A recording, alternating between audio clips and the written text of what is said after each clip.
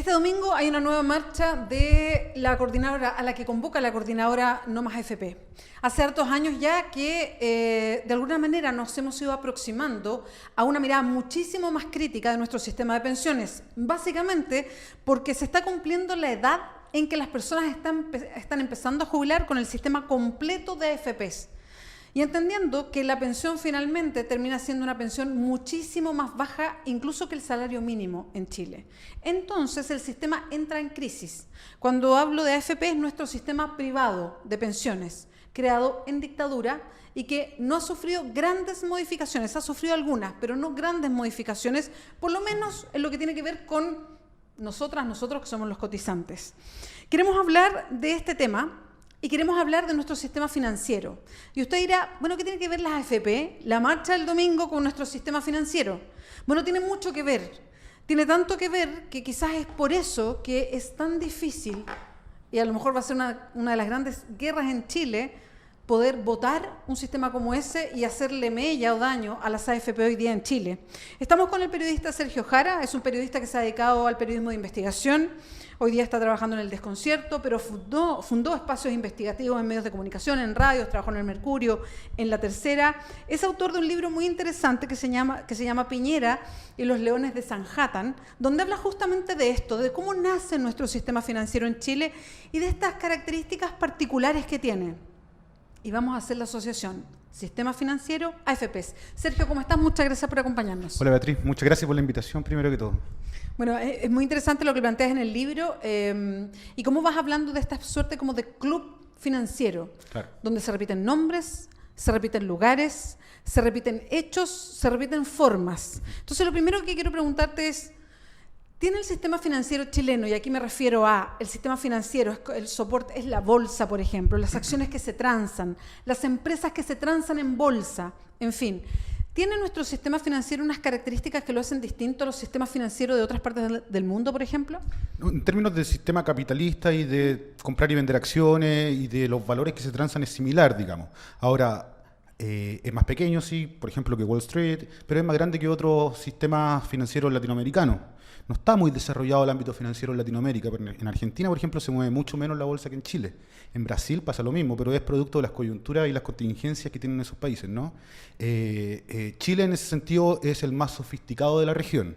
Pero es el más sofisticado también porque depende mucho de dos cosas, yo creo, fundamentalmente. Uno, de la liberación del mercado financiero y de valores que sufrimos a finales de los años 80, que es cuando deja el gobierno Pinochet, digamos, y se acentúa esta reforma liberalizadora del sistema financiero, se privatizan las empresas, empiezan a cotizar muchas empresas.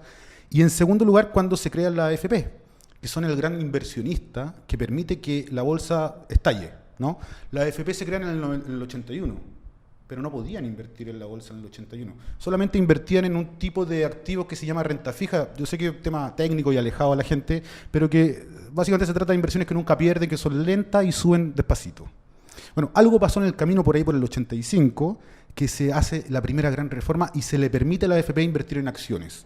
¿Por qué esa reforma? Uno se pregunta, ¿no? Y en el libro yo lo abordo, y es porque Vigi, nuestro ex ministro de Hacienda de la dictadura, digamos, empieza a privatizar las empresas del Estado. Esta carga, esta mochila que había definido el gobierno, la dictadura militar, perdón, en los 80 la empiezan a enajenar. ¿Quiénes se quedan con estas empresas? Los gerentes de esas mismas empresas, pues. Lo que se le ofrece a los trabajadores es algo llamado el capitalismo popular. Renuncien a sus bonos, renuncien a sus regalías, digamos, y se van a quedar con un paquete de acciones. Estos mismos gerentes después le compraron esas acciones a estos trabajadores. Hablamos de Ponce Lerú en SQM, Roberto Andraca en CAP, Jurasek en Endesa Energy, ¿no?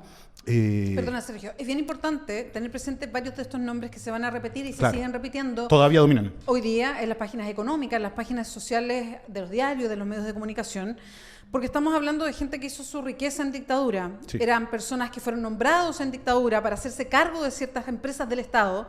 Ojo eso, nombrado para hacerse cargo de ciertas empresas del Estado en cargo ejecutivo, tú vas a ser gerente, claro, tú vas a asumir esta dirección Y en el momento de privatizar esas empresas en dictadura, terminaron siendo los dueños privados de esas empresas. Se quedaron ellos con la empresa a precio de huevo, parecía remate de feria esto, ¿no? Así cuando ya están las empresas bien golpeadas, entonces terminaron vendiéndose bien baratas y ellos estas empresas las abren a bolsa, empiezan a cotizar en bolsa, pero en Chile no había, digamos, un grupo de inversionistas de peso, ¿no? Como en Estados Unidos, donde sí podemos encontrar millonarios o un entorno financiero más desarrollado, y por lo tanto es ahí donde las AFP entran, ¿no? Y el primer año, el 85, invierten 28 millones de pesos.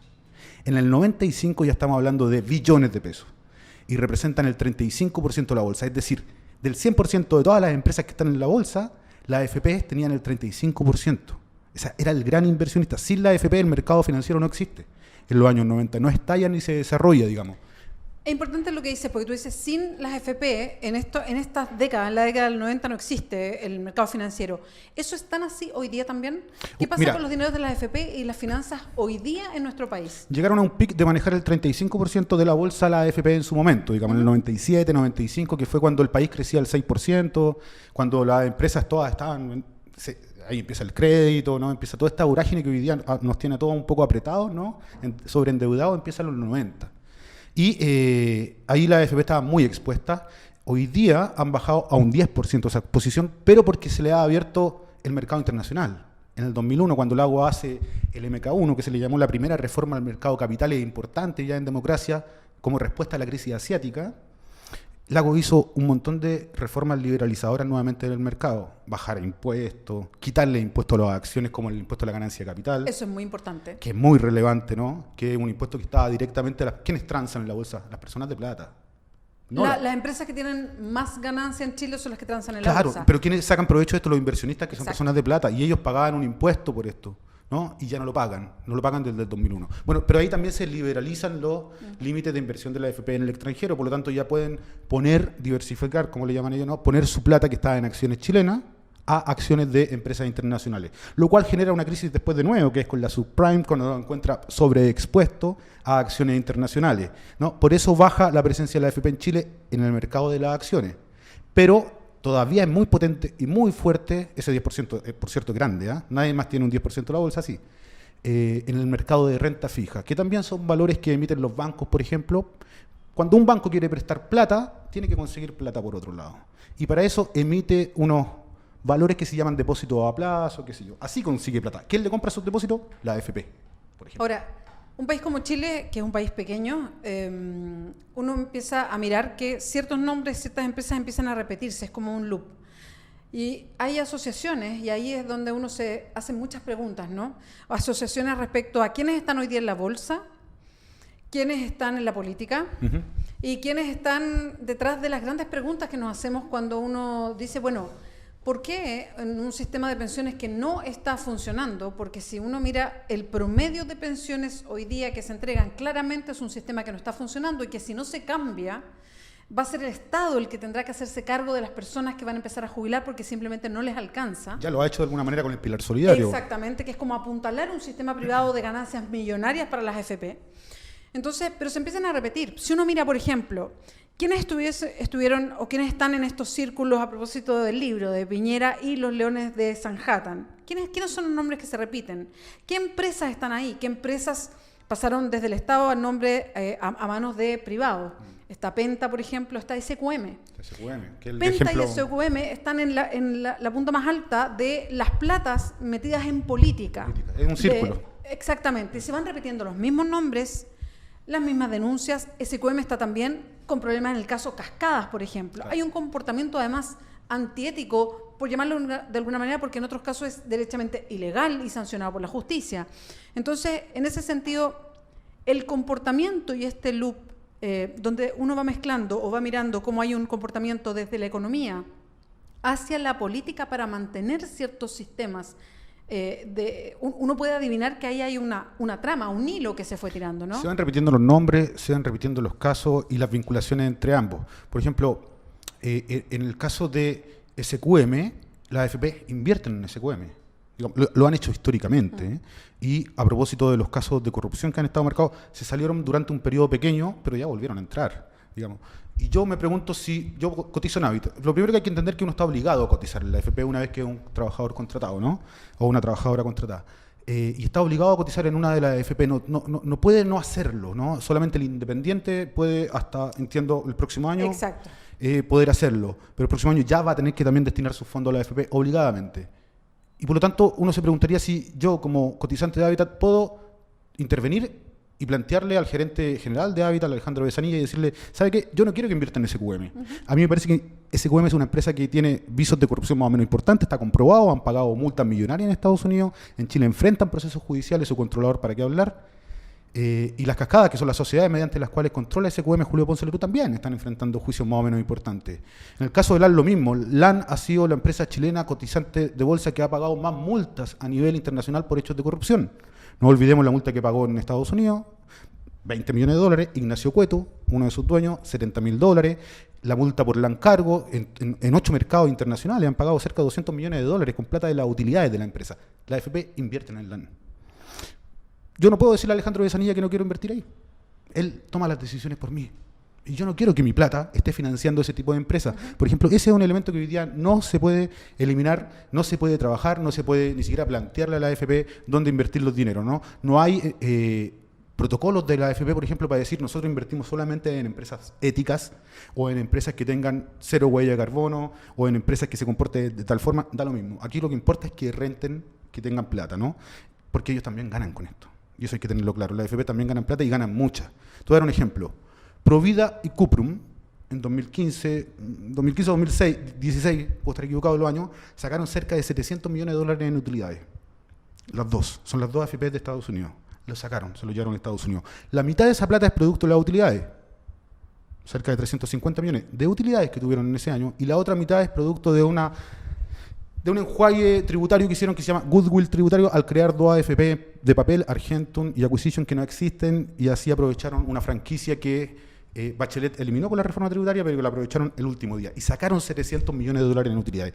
Esa plata, si las AFP no ganaran plata, si las AFP fueran entidades sin fines de lucro administrando nuestras pensiones, por ejemplo, hubiese entrado directamente hacia nuestras jubilaciones, inyectada directamente. Y no, termina financiando a inversionistas, rentistas de Estados Unidos. Digamos, la plata está allá, ¿no? Ese es el problema, que la AFP gane plata. Por eso, cuando se discute la propiedad de la AFP, de que sean entidades públicas o privadas, para mí no es tan importante que sea una entidad pública o privada, sino que sea una entidad sin fines de lucro, que no se lucre con la plata de la jubilación de los trabajadores.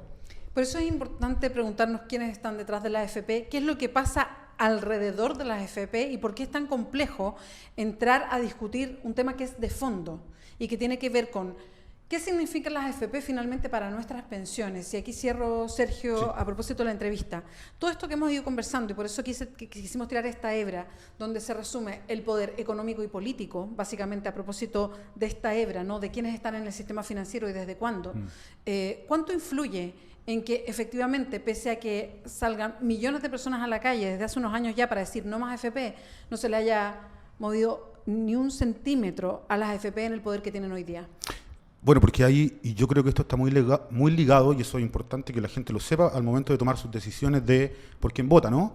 El actual gobierno está muy ligado al sistema AFP y lo transparenta también, digamos, hay que ser sincero, el gobierno de Sebastián Piñera plantea una defensa del sistema AFP porque cree en el sistema AFP, cree que funciona, pero también tiene que ver con que la mayoría de las personas que componen el gobierno no cotizan probablemente en el sistema AFP, y un ejemplo claro de eso es José Ramón Valente, el ministro de Economía, quien hace no mucho planteó el tema de que él no cotizaba en la AFP, pero que la defendía. Él hizo el libro de los 30 años, Historia de un sueño se llama el libro, y ni siquiera cotiza en la AFP, ¿no? Pero defiende el sistema, y lo defiende porque él es parte del sistema económico, también a través de su empresa, Econsult, o su ex empresa, a la cual tuvo que renunciar ahora, pero que asesora a empresas que cotizan en bolsa. Sebastián Piñera lo mismo, ministro Larraín lo mismo, ¿no? Entonces, es difícil hoy día plantearse desde la ciudadanía o desde las personas que son críticas del modelo de AFP, cambios importantes cuando tenemos un gobierno con iniciativa parlamentaria.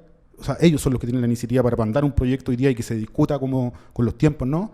De poder generar un cambio. Yo espero que la marcha del domingo, que convoca la coordinadora No Más AFP, pueda aglutinar nuevamente a mucha gente. como lo hizo hace algunos años, moviendo más de 1 millón de personas, pero que esta vez se pueda capitalizar efectivamente ese movimiento en cambio importante al sistema de AFP. Quedaron del gobierno pasado algunas propuestas valiosas de la Comisión Bravo, ahí se discutió a fondo, yo participé en cobertura como periodista, digamos, de esa comisión, y hay propuestas valiosas, participaron economistas, hombres y mujeres, digamos, que entregaron propuestas que nos permiten transitar a un sistema mixto, ¿no? A un sistema mixto donde no exista más plata para la AFP, en primer lugar, donde la AFP dejen de lucrar con el dinero y ese dinero vaya a inyectarse directamente a las pensiones y que además cambien el sistema de inversión, ¿no? Lo que está planteando hoy día Sebastián Piñera es totalmente lo contrario, es más AFP, incluso bajarle el encaje, son $1.000 millones para adentro, para ellos, digamos, y además ampliar al resto de Sanhattan la administración de nuestras pensiones.